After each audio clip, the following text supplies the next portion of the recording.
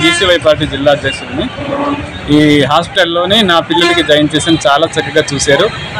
మరి hospital staff కూడా నాకు కృతజ్ఞతలు.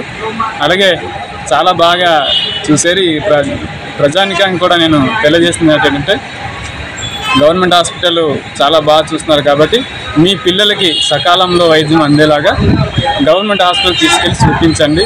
ప్రైవేట్ హాస్పిటల్ వెళ్ళిపోయి మీ డబ్బులు వేస్ట్ వృధా చేసుకోకండి. మంచి వైద్యం అందుతుంది, మంచి డాక్టర్స్ కూడా ఉన్నారు.